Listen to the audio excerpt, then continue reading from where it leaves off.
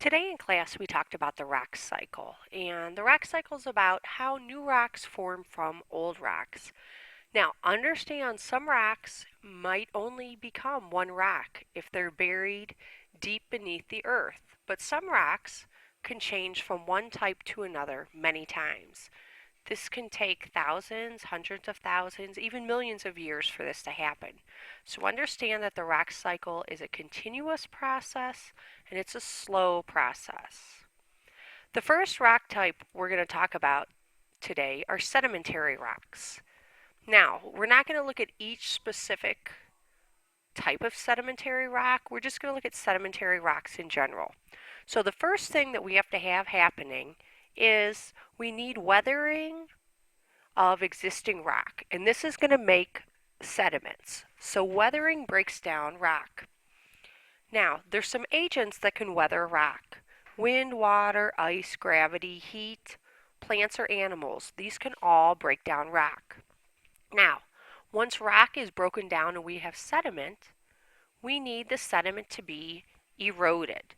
So what's going to happen when sediment is eroded? It's moved. It's going to be transported somewhere. Agents that can move sediment: wind, water, ice, and gravity. Once the sediment is eroded or moved somewhere, it's going to be deposited. So when sediments are deposited, this is where they stop moving. They come to a rest. Now, over time, these sediments are going to compact. They're going to pile on top of one another, and the ones at the bottom are going to compact because of the weight of the layers above.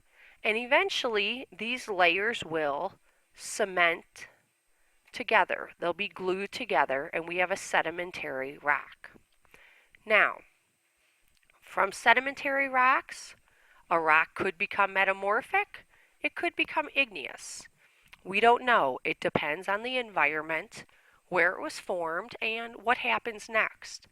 But the next rock type we're going to talk about are metamorphic. Now, for metamorphism to occur, we need rocks to be buried. So some existing rock is going to be buried, or a rock might already be underground. So metamorphic rocks are going to form below ground. And what's going to happen is these rocks are going to get exposed to heat and or pressure where they're going to change. Now, we can see two visible changes in these rocks. One change is where the mineral grains flatten out. So this happens when rocks get exposed to pressure. This causes the grains to flatten out. Another change that can happen is the minerals can recrystallize. So they're going to change in appearance. We may actually get the minerals actually changing from one mineral to another if they were exposed to certain temperatures.